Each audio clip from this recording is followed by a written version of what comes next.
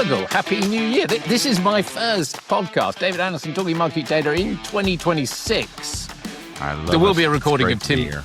Tim Baker before you, but I recorded that before Christmas. Feargal, it's great I'm flattered to have you on the show.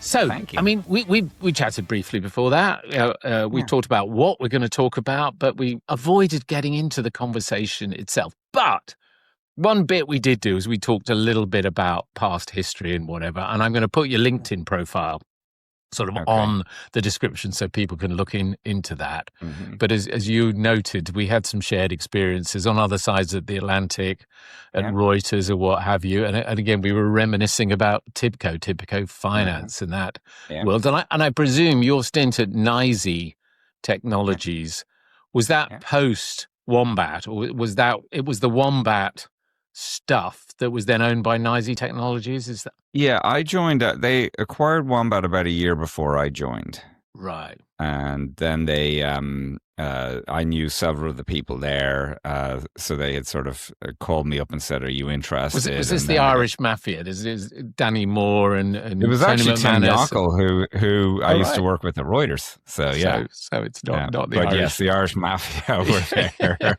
There's a bit of that out there. So look, so again, a long pedigree that you've had in the market data industry, but you now operate USAM. Correct. And was it Sales Slice? Did I? Was Sales Slicer as well. Sales Slicer as well. Are your sort of two companies out there? Correct.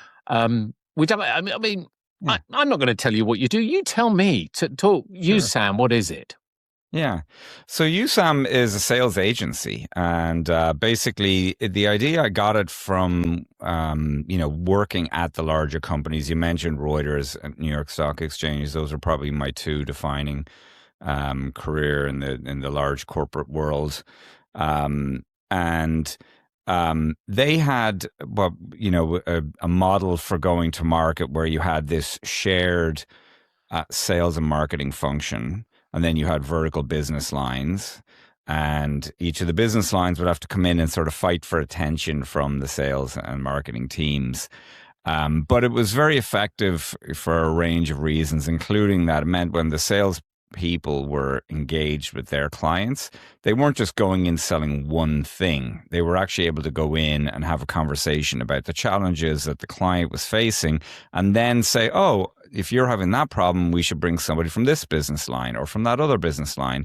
And then they'd be able to sell, an actual solution to a problem as opposed to shoving a piece of product down their throat. And so I liked that model, and I thought, it would be interesting to try to replicate it for earlier stage companies. So, if you think about it, there's some fantastic startups, people who have amazing experiences working at big companies. They see a hole in the market. They form their own company to address it. But, it's very expensive to hire salespeople. So my idea was, well, why don't we just bring together an experienced sales and marketing function, and then share the cost of it with several of those firms. So just the way a big corporation has different business lines, USAM actually is the exact same model, only we have individual companies instead of individual business lines. Right. But you're actually... So that was really the idea. And now we have, basically about 10 salespeople spread around in different places in the world who are able to engage on behalf of a range of different software or data products that clients might need, and therefore give them a solution. We're going to drill down into that a bit more in the second part, because again, I threw at you as a sort of rough structure for this conversation. First of all, I wanted to pick your brains about the market data industry in general. But then the second part is really focusing on your specialization, the area of sales, not just into market data, but for the purposes of this podcast, market data is the topic. So we'll delve into that later on. But kicking off, I'm again, it's taking me a bit of a while to wake up in 2026, having had the whole of Christmas and the New Year off. So getting my head back into gear about sort of market data. What are you seeing? What are the sort of hot themes in what that we're going to be facing in 2026 that really were teed up during the course of 2025 and the years before that. I mean, to be blunt, a lot of the issues, in my humble opinion, in market data have been with us for donkey's years. They don't change that much. I mean, really, that was going to be my primary point, David. So you've beat me to it. We can end the podcast now. But no, I mean, I've been at it for strictly, what is it, 97? So almost 30 years, right? When I joined Tibco, and even at BlackRock, I was messing around with some teller rates and things like that. I used to work for. Yeah, exactly. So, I was down I was in Chicago for the FISD event back in, I want to say it was like September. They had one at the CME. I was there. And I think you even introduced it very well, emceed it excellently. And, they were talking about, they had one of the vendors in who had consolidated a lot of the providers, the company's Exegy, and they've pulled together. That I think is one of the big trends of the last year or two that has made a difference. Is there used to be about 5 or 6, pretty successful but limited vendors that, other than the big players, right? The Bloombergs and the Reuters and the LSEGs on the high end. But you had these 5 or 6 sort of smaller firms. That's been consolidated a lot now. And I think it's a little better off. So anyway, Exegy were pitching their platform, and they were describing literally everything I was describing about Tibco back in 1998. Hadn't changed at all. Delay data, historical data, snapshot data, streaming data, conflated data. I mean, everything. I'm just like, yeah, okay.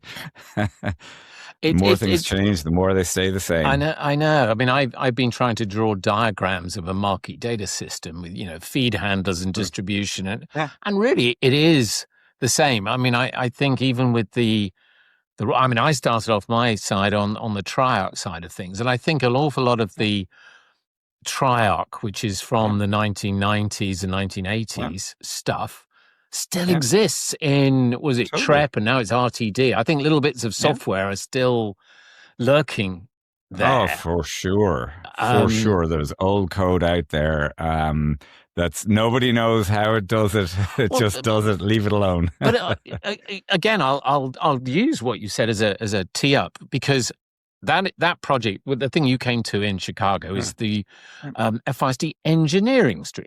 And it was designed as a parallel stream of discussions with a more engineering element to it, in parallel to the main FISD program, which is perhaps talking about more commercial type issues, which we're going to come on to in a second. Yeah. But I was struggling with this word engineering. And again, you talk about Exegy, you talk about your time at NYSE Technologies. I think about Triarch and Tibco.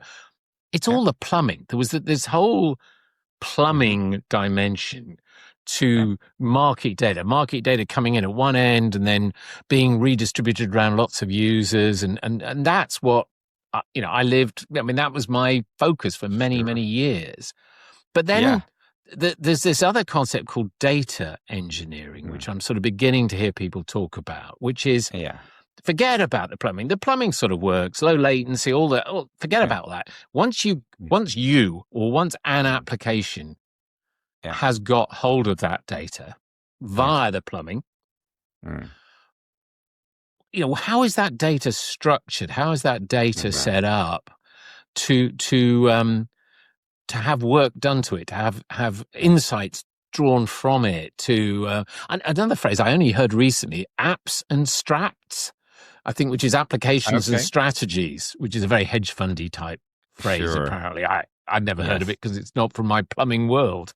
But I put on top of my list AI, and it's this, we've got AI hot topic all last year, and I think it's going to be a topic all this year. It's not just in market. I mean, let's face it, AI is a topic in every aspect of our lives at the moment. But in the market data industry, it's all that plumbing that you and I have worked on over many, many years gets the data to a point, but then at that point, what are you hearing, seeing, thinking?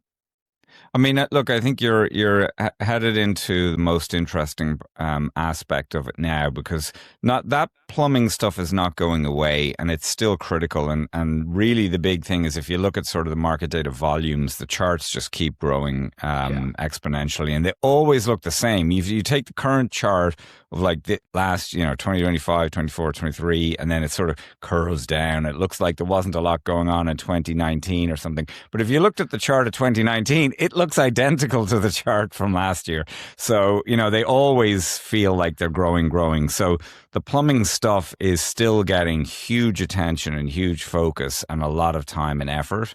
But that's mostly for being able to handle the volumes, and then for that top layer of people in the low latency space where it'll never change. That's just going to remain critical for them. But for everyone else, it's that sort of data preparation stuff you were hinting at, and getting it ready for AI. And what's very interesting about financial services is that we've had data and information at the core of the business since the earliest days. And in technology, then we were tended to be quite advanced over many of the other industries. That definitely rebalanced, and probably around when cloud started taking off and the iPhone and all that, other industries truly caught up, and some even exceeded us. But one of the things that we still have in financial services that's quite unique is very structured data, because we were working with systems that couldn't be this sort of throw mud at the wall and see what sticks, right? It had to be accurate. And we have structured data going back for decades, but things change along the way. So, the exchanges merge. They add new markets. They add new fields to the data. They come up with new trade types. They come up with new instruments. The technology itself changes. So what they were sending out before in one data format, might have been great at the time, but, we've come up with better compression techniques or new ways of managing that. And so they changed the data format. And what you were hinting at is really in that data preparation space is how do you take all the different data sets from all the different providers, through all the different distributors to all the different applications that need them, and then ultimately to the end user who's making a decision to buy or sell, or algorithm even, right? It doesn't have to be a person now. And yet balance or match up the data so that we are truly comparing apples to apples when it comes to a quote from last week versus 10 years ago, or from one market over a different market. And there's a huge amount of work going into trying to provide the strats clean data. And by clean, it's not like it was clean, we captured it, it's exactly what came out of the exchange, but it doesn't match with what's coming out of the exchange now or a year ago or 2 years ago. And so trying to line it up so that it's consistent for everyone, that is where there's a massive amount of time and effort. And I mean, I had a recent experience. I've been heavily using ChatGPT. I paid me 20 quid a month or something, and I love all the thing, the way you can ask it questions with sophisticated prompts or whatever. But I'm going up to London tomorrow. My daughter's 28th birthday, and we're going up to Rules, the oldest London restaurant in London. Anyway, and I was trying to work out trains from Haywards Heath to Victoria. I thought, I won't bother looking up Southern Rail. I'll ask ChatGPT, what's the first train after the peak hour? And it came back with all these, 9:26, and then and my wife said, that doesn't seem right. Anyway, long story short, I went to Southern Timetable, the railway company that runs the real timetable, and it was a completely different timetable. So ChatGPT had just completely hallucinated. And I mean, I use it, I think, for a lot of text-based information, natural language. It's very good. But I think if you have a railway timetable is a very structured bit of data.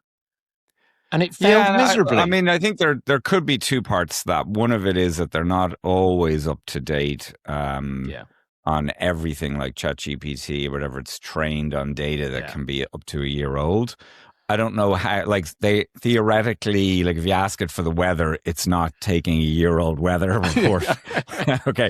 So it should be going and getting the accurate, up-to-date timetable, but maybe we can't be totally confident that Southern and Western Railways is covered. Yeah. But I think, isn't it the fact that some of these large language models, some of it isn't as good at maths as it is. I mean, it's a large language model. You know, it's a slightly different model. So again, they're known not to be perfect at math, and also, you know, they're a probabilistic method, right? Yeah. So they do hallucinate, and you do need to be careful, and you do want to double check. Like, I wouldn't, operate on that part of my heart just because the AI said it, right?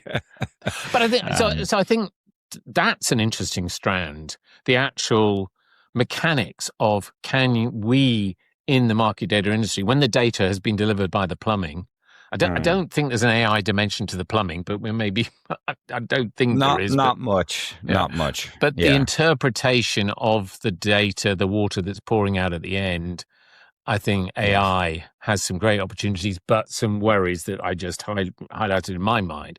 But then there's another whole dimension. I don't know if you get to see or think about this, the intellectual property rights issue. And this goes on in the wider world, not just in market data, where people are talking about, well, hang on, you've trained your models on all this data, all these books, all these, and really you're not honoring intellectual property rights, copyright and royalties and payments to artists and payments to writers and what have you. And in our industry, I mean, things like derived data is a phrase. I put data licensing and the complexities of data licensing. It's a hot topic because anybody who is a data owner, a data creator, they spit their data out and they want to be paid for it. But sometimes their data gets merged with other people's data and calculated upon and so on. And at some point, it's been changed and morphed into something different. But invariably, that original data owner still wants to be paid something because they think they put their effort into it. And I don't know, again, I mean, maybe that's a segue. I mean, what's your, in your world, do you get much tangled up in the whole data licensing debate? Oh, for sure. Yeah. No, so we sell a couple of different vendors in the space now. One is a low latency play, Quincy Market Data. Right. And that is focused on the high frequency trading companies, right? But that's coming down the pyramid or whatever. We're starting to get to the point where, more ordinary players are dabbling in that as well. And then, we work with a company called thescreener.com. They do a retail version. So we've literally gone from the extreme of performance to the lowest. Over the years, we've worked with several companies. Data BP, who's one of the guys who licensed those things out, or a big one. We work with TRG Screen and Accent Financial. So, they're selling the tools for managing the market data licenses. I'm pretty well exposed to most of the things that are going on. And the bottom line is that everybody is trying to get their pound of flesh and then some. Right. And I would say a lot of the time it's absolutely warranted. Like if I went to the trouble of inventing an index or calculation or some value added capability, source of data, and I put the trouble of putting it together, and then you just take it and quote it in your research report, I think you should pay me for that. Other times it's like, well, I distributed the NYSE market data feed to you, and then you used it to calculate a risk thing, and then you put that in your report, and now you owe me for the underlying thing. And then you start to wonder, like, wow, are you getting a bit greedy? So I think there's a balance, and I'm not sure we'll ever find it. But it goes down to negotiations, and when people are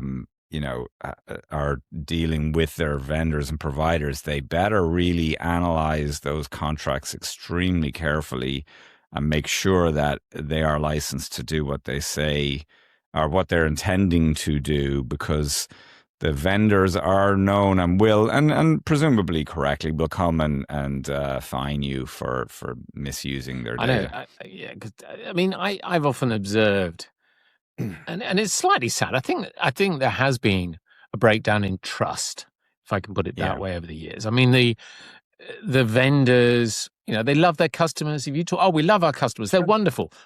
But in reality, when you pin them down, they don't trust their customers. They're saying, well, we've got all these checks and balances to make sure that our customers are paying us the correct money.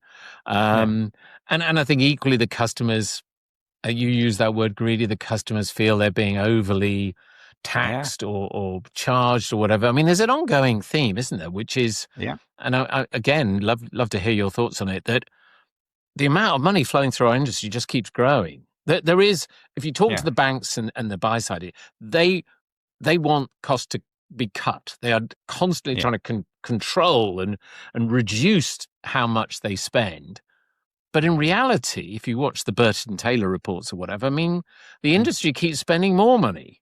And there seems to be a contradiction there. Yeah, but there's also, you have to remember, like, it is all about disambiguation of data and data timelines. So if I can get a piece of information that somebody else doesn't have ahead of whenever they have it, and figure out how to use that to make a better trading decision, then I'm going to be the profitable one and I'm going to survive.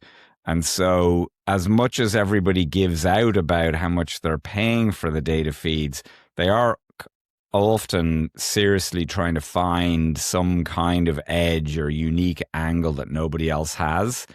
And sometimes you can do it by just signing up for a Bloomberg and getting your 2-second data and being happy with it because you find some weird thing off in the corner that nobody else knew about and you trade that. Other times you want to go for the lowest latency possible. But in general, you're looking for something a little different and a little unique. And that can be understanding the market microstructure better than your competitors. But it can also go into finding alternative data sets, which are, again, less latency sensitive, but can be quite insightful when it comes to trading strategies. Well, I mean, that alternative data space, which has been operating, I don't know, 4, 5, 6 years, it's been around for a while. We had one of our big WIFIC conferences, the World Financial Information Conference in Vancouver, which is, that's 6 years ago, actually. 2019, pre-COVID. And I remember on a panel where they were discussing alternative data, and somebody said, "What's going to happen with alternative data?" And somebody on the panel said, "Well, I think we'll drop the word alternative." Because it is a bit. What do you mean alternative? Alternative to what? It's data. It's all data. Yes. But I think you're right. I think what maybe you and I have grown up with, a lot of what we're doing is the sort of real time pricing, the price of something. But then there's all this other data, which helps you to understand the directionality of that price.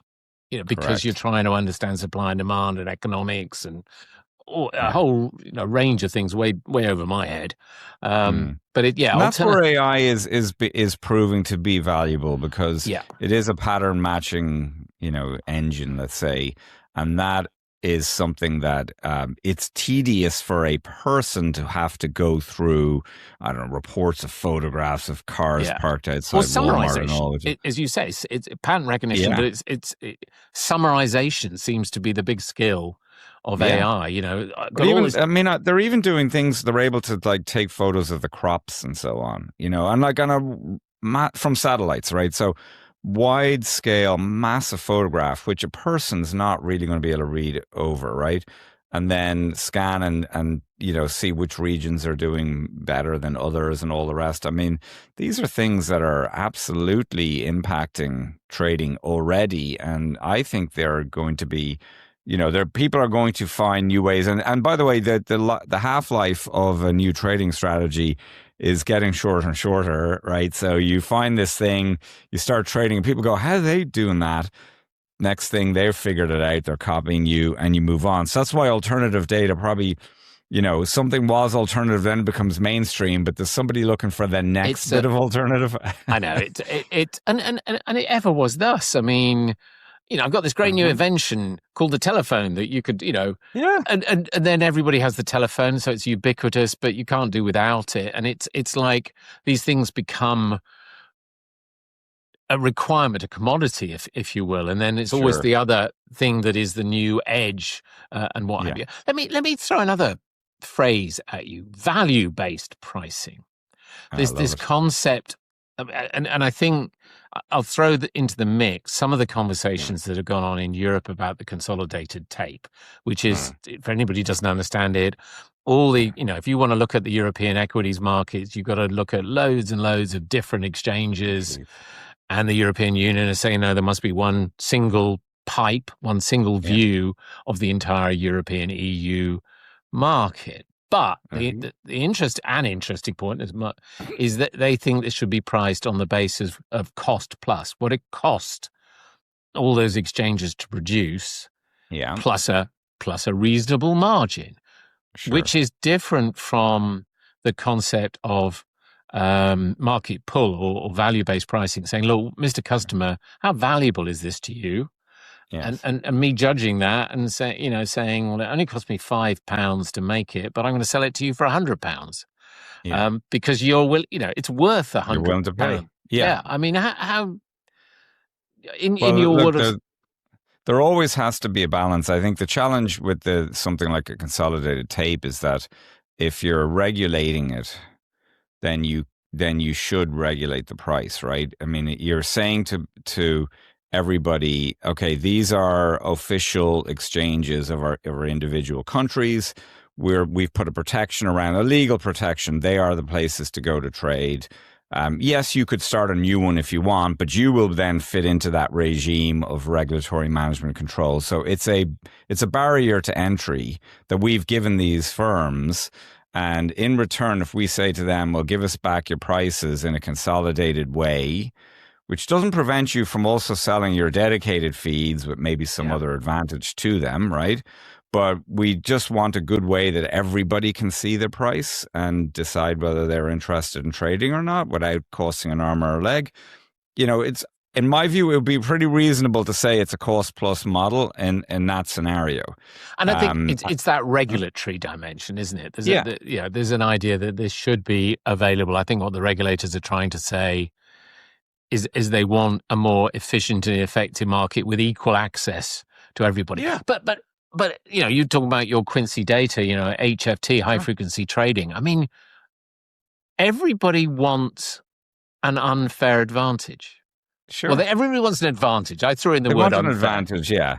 Yeah, I mean, the Quincy stuff is different because, again,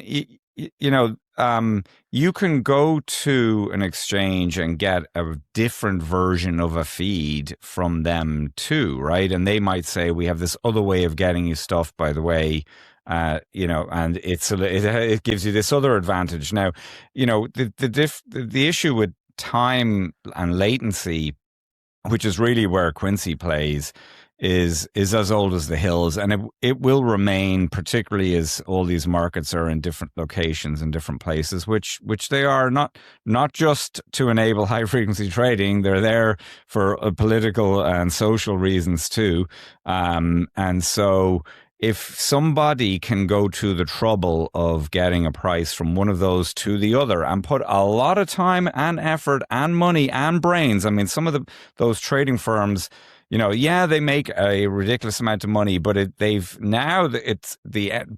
barrier to entry for them is so high just because of price. Quincy's helping with that because it lowers down. It's sort of like USAM, sharing the cost with multiple clients as opposed to forcing them to build their own network. But that's not going to go away, and I don't think it should. Some people say, well, the high frequency guys do market making, and then that's a value, and there's certainly a certain amount of truth to that. Because there has been a bit of controversy about high frequency trading or low latency, beating people to the punch, whatever. I mean, I throw in the word unfair, wrongly to say unfair, because it should be a fair advantage. But I suppose you can buy advantage. Advantage costs you money. Yeah. I mean, look, you don't even need to have a network. You can just go into any one of the data centers, right? Co-locate with your exchange of choice, and then again, even in the cases where it's equidistant to the matching engine and first in, first out, and all the rest of those rules. And if you come up with a faster algorithm, you win. It's like, so, to try to say that, well, that getting the data faster because you went to the trouble of all of that, to me, you can't, pick and choose those. I think you have to stick with, we're enabling both. We want that innovation. We want people to try harder. We want people to make more. The real trick is when all these guys, Citadel and Virtu and everybody were taking off, why didn't everybody else get in on it? They let them get the advantage, and that's that. I know. And then off to the races they went. I think this is a good segue. So, I mean, we could talk for hours. I can talk for hours, I'm sure, about the market data industry in general. But I think the specific angle that you're in is in that sales angle. I mean, I was a salesman for 14 years, but then I moved into marketing, and then although I suppose I do selling in FISD, but I'm not a hardcore sales professional anymore. But it's interesting watching sales sort of go on in our industry, and I mean, there's a million things we could talk about. So I mean, I'm just going to sort of dart around. I've got this observation in our industry. I've seen it. I've been 41 years in the industry, and I worked for Telerate, and Telerate were against Reuters. There were a myriad of different providers out there. There were a myriad of exchanges. There were loads of different banks. And slowly, over my 41 years, you've ended up with this, I think some would argue, the sort of duopoly on the market data vendor with the Reuters, now Refinitiv, LSEG, and Bloomberg. And even the exchanges, NYSE. I mean, NYSE took over various things. I know NYSE at one point owned Euronext. I know they've divested, but then Euronext in Europe is a big conglomerate itself now. And I mean, the bulge bracket banks, I mean, what are there 11 or 12 now, after UBS and Credit Suisse merged? Keeps shrinking. So you've got these enormous entities selling stuff, and these other enormous entities buying stuff. And I worry that, is that a real market in a true, perfect competition, economic market context? And you're selling in that environment. And I would imagine the other element that I'm curious about is, well, it's something I've learned, the long tail, which is where I've talked to my friends on the customer side. I was trying to sell something myself to somebody. And I said, David, we love you, but we just can't take on another small vendor. It's just so painful onboarding vendors. I'm seeing, I mean, if you're an SME, a small, medium-sized company selling stuff, I won't use the word vendor because that implies data vendor. You could be technology, it could be services, it could be data. I mean, isn't it incredibly difficult to compete with the big players? It truly is. And I'm going to be honest, I think it's getting worse. It's getting harder and harder. And I mean, why? I mean, I believe it, but I'm curious what your perception of it is. Yeah, no, look, the financialization of our economy has been pretty extreme over the last 25, 30 years, to the point now that, if you're a startup, you have to get VC backing. You have to have 15 million, or people won't even look at you. Credibility. Yeah. Right. It just it's a whole range of things, but the interest rate's been so low for so long, allowed a lot of these big firms to just snap up other companies at basically no cost to them. Whereas if you or I tried to do it, we were still paying 5% interest or whatever, right? And now it's 10% on a small business loan or whatever. So they had a big advantage. Now, there were various valid reasons. There were things like know your client, right? That happened after 9/11. And then there was know your vendor, which happened after 2008. And they sound very reasonable. We should be preventing nefarious actors from ruining our economy. But sometimes it's just an excuse. People use things as an excuse to not do anything, right? You just said it, right? It's like, I already have Microsoft on my approved vendor list. We already spend $100 million every year on that company. If they come out with an AI chatbot to help me scan emails for critical client things, I may as well just pull out $1 million or $2 million out of my budget and throw it on that, then give it to a startup that is trying to address the same issue, and that it just means less work for me as a procurement person. I mean, I remember talking to a friend of mine who was working sales for a small company, and he painted the picture that sometimes small companies would go in, they would pitch this brilliant new idea, this brilliant new concept to the customer. They'd be cheaper than the big competition. They would be better. But then, the big competition would just say, "Oh, go on then, we'll drop our price," or, whatever. We'll throw in this, we'll throw in that. And the customer would say, "Oh, well, maybe, I'm just going to go with the safe option. Nobody got sacked for buying IBM or whatever," is the old phrase. But they'd used the small company as a stick to beat a better deal out of the big company. Correct. But then the small company would go out of business because it's. So that part hasn't changed. And in fairness, it's a little bit of the sort of proving yourself and paying your dues and so on.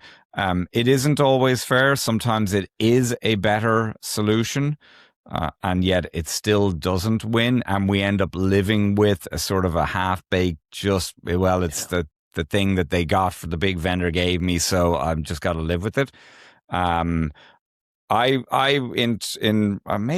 Maybe it was around 2018. I remember doing a speech at one of the FIST. I was moderating a panel actually at one of Credit Suisse back at 11 Madison in those days, and I brought this up as a topic, and I said to everybody, I said, you guys complain because most of the clients that say would be buyers, whatever, right? Most of the people sitting there.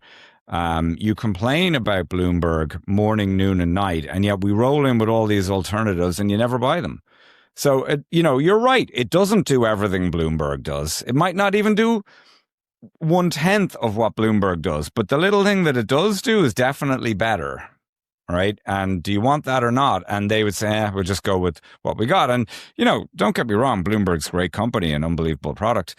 But, there are areas where the industry could make an effort, in my view, to say, well, why don't we get, we'll look at some of these, and there are a lot of them, so they're going to have to filter them out and so on. But let's try to, support a few more. Let's come up with a new procurement process. Yeah. Let's come up with a better way that we go like, look, which track are you in? Oh, you're a startup, right? We have this process of doing things. And, a lot of firms say they have it. They have an innovation lab and stuff like that. But at the end of the day, every time I talk to them, they're under the same going, do more with less, cut costs, spend less, don't buy anything if you don't have to. They're not, they're still under the constraints that the big company has. That whole cost cutting that I mean, I grew up selling in the 80s and the 90s, which was a great time. I mean, where you came from, Tibco, and that. I mean, if there was new stuff, I mean, when I was selling Triarch, rocket ship, we didn't charge for maintenance. I don't think, or we did charge for we charged for maintenance 10%, but there were new product enhancements all the time, which we just gave away. As part of maintenance, you get them, yes. Yeah, that was it, part of maintenance. Yeah. But because, frankly, we were making all our money from new sales, we didn't need to make money out of the customers that already bought it. Yes. But I think that in the modern world, there's just this, trying to, vendors, the sellers of the world trying to make more money out of the diminishing expenditure of some of these banks or whatever. It's not the Wild West that it used to be. The banks aren't as desperate to have the next best thing as they were 20, 30 years ago. And again, I think a lot of that consolidation that all happened in the low interest rate environment and bringing them together has sort of changed the need for having these cutting edge, solutions or new approaches to doing things. Now, look, it's still a pendulum. It swings over and back, right? And much as it's still, I think, on the way against small firms in our industry, anyhow, right, towards bigger firms. I think that that will turn around, right? Somebody is going to come up with something that is just going to be so much better. And somehow they'll keep enough control and equity and all the rest of that business that they can turn it around. And, there are some modern day examples where it's worked out, right? Jeff Sprecher did it with ICE, ended up buying the New York Stock Exchange and IDC. So, but again, that was still 30 years ago, really. Yeah. We haven't nowadays, we'll see, right? In our industry. But I think there's, it happens. People, I know from talking to all the clients, like, they're putting up with a lot of stuff in their environments. They're not happy about it, but they have to, so they're putting up with it. And I think being able to give them, somebody is going to invent something that's going to change the game so much that they'll jump on board, and hopefully we'll start to see more people then doing that and making progress with it. I mean, I suppose this is all part of the same conversation, in terms of when you're out there selling on behalf of your clients and advising them, and your teams that are out there selling. I mean, in the modern 2026 world, how do you do that? And I'll throw in a few sort of observations. There's so much more of this professional procurement world now, procurement departments. And then there's also something that never existed when I was selling Telerate, which is the market data team. When I was selling Telerate, I would go directly to the end user, the head of treasury or whatever. Occasionally there was a communications manager, but there wasn't that middleman. I mean, market data teams have now become very sophisticated. And one could harshly call them gatekeepers, but then they provide a real service. They stop salesmen going straight to the dealing room floor and winding up dealers who don't really understand what they're buying or whatever. I mean, how does the process work? I mean, how do you, if you're training up a new, salesperson who's got to go out and sell to these big, sell side banks, bulge bracket banks, or asset managers or whatever, how do you describe and explain how best to integrate with that ecosystem?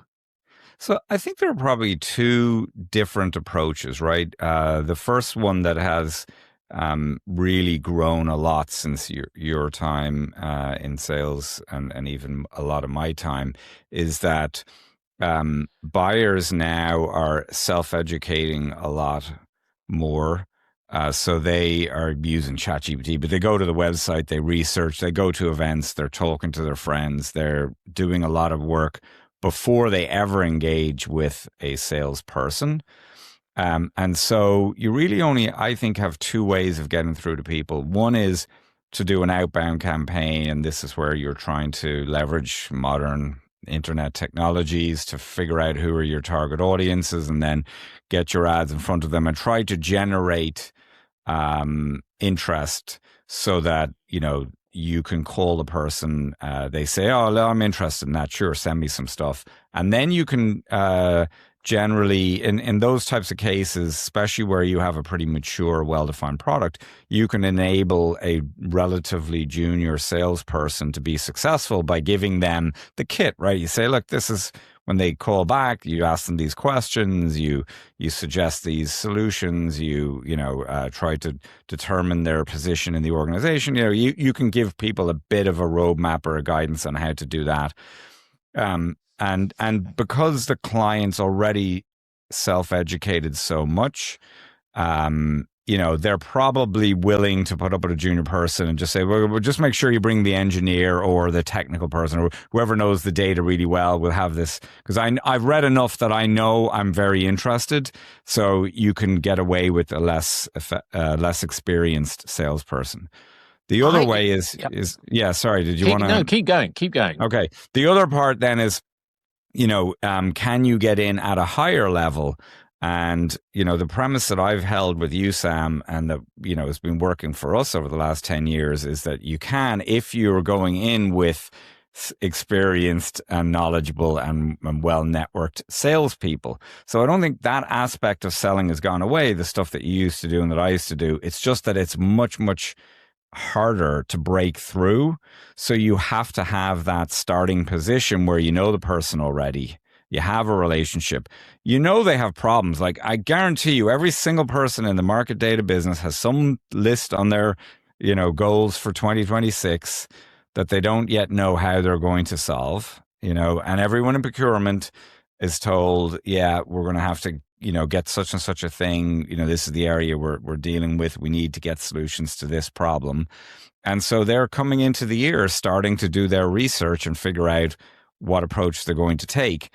If you know them, you can give them a call and you can say, well, what is the thing you were, oh yeah, listen, I might be able to help you out, and you can have that conversation. How do you if you're new to the industry, how do you get to know people? I mean, you go back to the original one where you have to be part of an organization that's doing the outbound, that's doing the marketing. It's, on the LinkedIn campaigns, it's on the events circuit, and you just follow along, you get sucked into it, and then they sort of guide you as you go.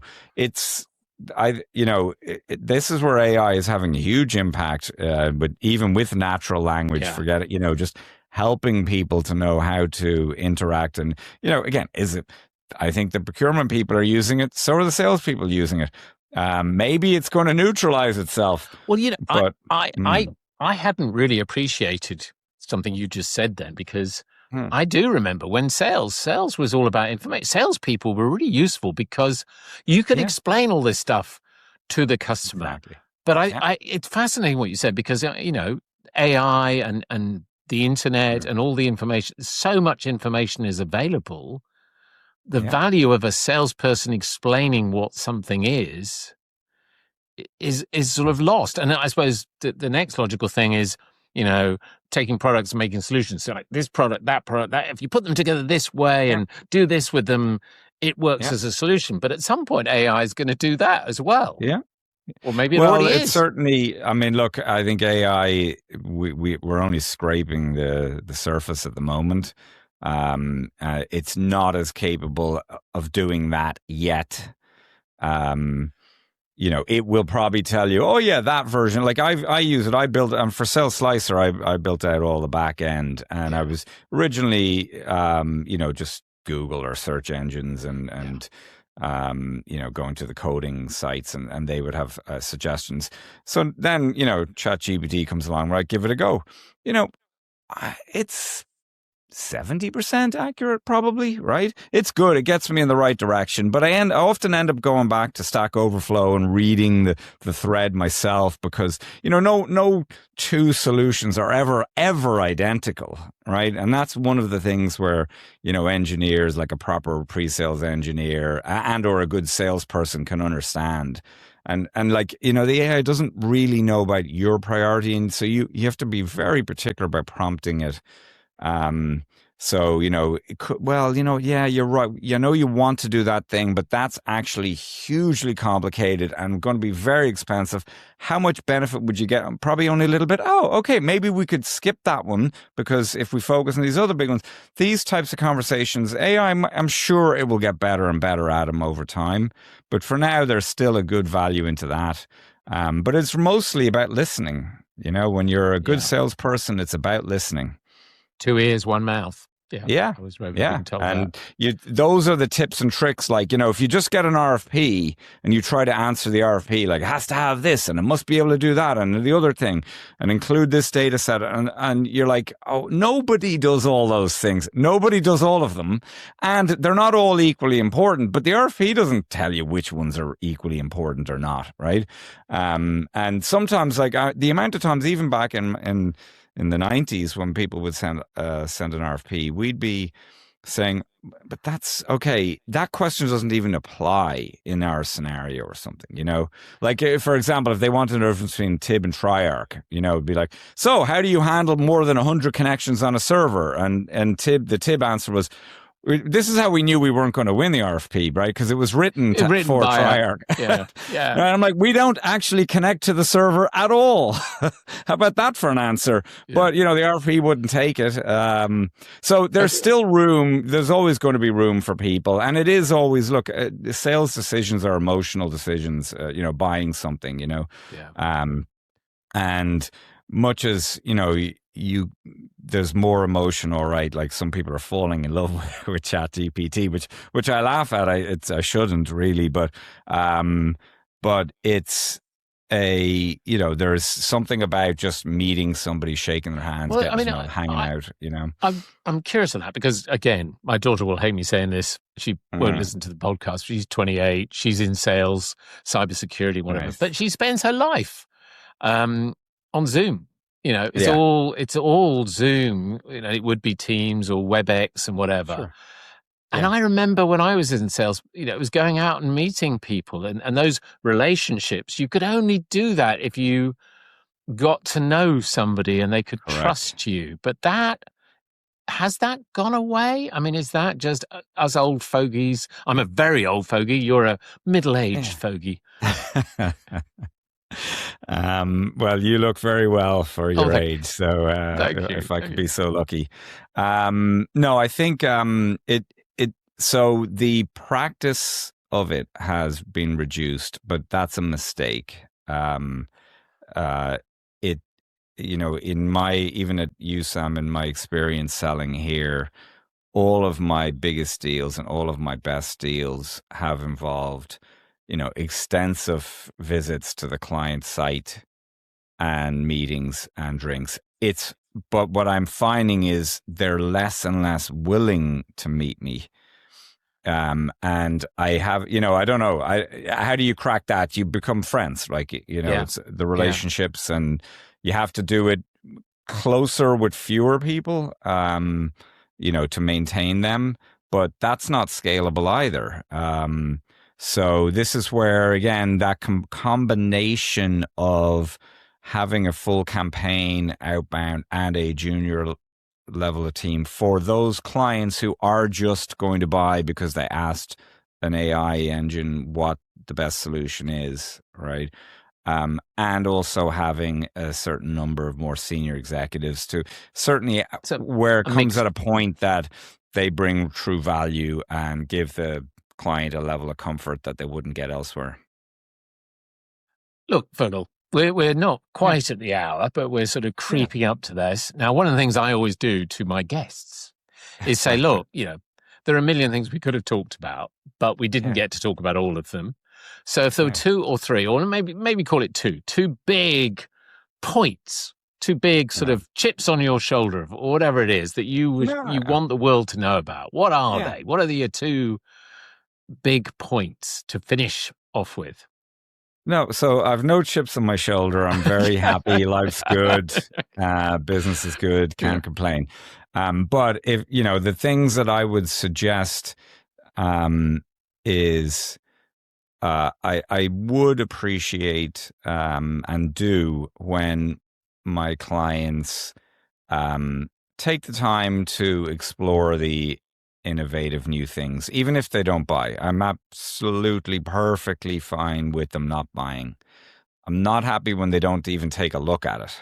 Yeah. Right. Yeah. But they're short of time. They must be so short. They're short of time is a big one, and it's not a priority. Like to have. Oh, I looked at a thing and we decided not to buy it. Right? Like, it's like those experiments that go wrong.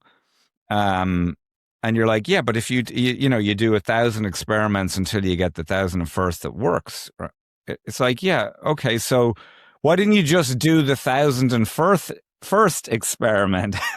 Well, like, I didn't know. I had to go through 1,000 to get to the correct one. And so I think firms are absolutely missing out. And I think, look, there's so much change in the digital banking space and other areas that you could see a ground shift change to our whole industry, and the banks would be asleep as it's happening. So just you need to have a group, and you need to have an area. It's not even a group, to be honest. That's why I'm not, always, the innovation groups are fine, but the users are the ones, and you talked about this, like getting shielded from the users. It's like, but if you could use this, would it help you? And then how much would it help you? And if it's a little bit, then it's not worth it. But if it could change your life, then, take up arms and let's go and fight for it. And I think people should spend more time taking a look to go like, what actually changes the game, as opposed to just what means I can go home at 5 o'clock today instead of 6. And it's almost like the industry's got, especially on the buyer side, into this. They're very short staffed. I mean, they've been cutting back personnel. I mean, it was interesting. Mm-hmm. You talk about the expenditure on market data, but then you equate that, how much do they spend on the market data teams? And they don't spend a lot. And these poor market data teams are under-resourced and rushing around chasing their tail. Correct. And again, I totally agree with what you just said. It's logical. But I'm also having enormous sympathy with some person saying, well, I can't stay another half an hour in the office to do that. I've got to go and see my kids. I guess that's an area where maybe it's time to say, let's go back to the users again. Yeah. Like, we don't need to have, you go through these gatekeepers all the time before you get to the person that would use it. And, the first thing I always hear from my clients is, we already have that. And then, okay. And then, either we can continue the conversation where we can pull out more about, but does it do this or does it do that or how to handle the other? And it may or may not be the case that it does those things. Right. Or I have to wait 6 months or a year. And then I get a phone call saying, I just bought this other thing. Like, I told you about a better solution a year ago. And now you tell me not only did you not at the time you didn't have the problem, then you did. And then you didn't even think to call me. I know I did. So, the point being that I think there are firms that are willing to do a little more experimentation and innovate, and then those are going to be the better ones. You don't have to go crazy. We're not saying wire the entire organization, but you need to have people. I think it should be a goal to say, like, hey, you kept the business running, you made 20% profit or whatever the increase, and you innovated on one new area. Why not make it a goal? They often have these phrases, is it like run the bank? And, there's this sort of how much you spend on just keeping the lights on, keeping the status quo. And what you're saying is, well, what about that edge? What about that extra something? And maybe people just don't have the time or the space for it. But that's their loss. You look at the results. The banks are making plenty of money, David. So, why don't they have more people in market data? And why don't they, again, just innovate? I am not. I'm sure I'll get some pushback, and I want to have some pushback, and I want to hear from people. Maybe we're missing something. Maybe there is a whole innovation going on here, and somehow we're missing out on it. But I haven't seen it as much. It does seem a much more conservative, with a small C, marketplace, playing it safe, spending money on compliance, spending money on cost cutting, and not really looking for the cool new idea. And as you say, I think a lot of the time and effort is going into consolidating into these bigger vendors and providers and put more and more things on the platform that they chose. And, it's like, let's make it all be on Salesforce and Microsoft and Oracle or something, there's a logic to that, but it's a longer discussion. Feargal, it is a longer discussion, yes. We're at the end. So, by the way, I should apologize to you and apologize to the audience. I had an electrician around here, so I'm running this on my battery, but my lights were on the main, so I've got dark. I'm glowing. It's a sort of That's warm why you glow. look so good now. Anyway, look, Feargal, it's been a pleasure. I hope to see you at some point soon. I'm not sure when I'm getting onto your side of the pond, but thank you so much for doing this. Thank you. As I was warning you before, don't go away, because I'm going to stop the recording, but we still have to upload. Cheerio. Excellent. Thanks a lot. Take care.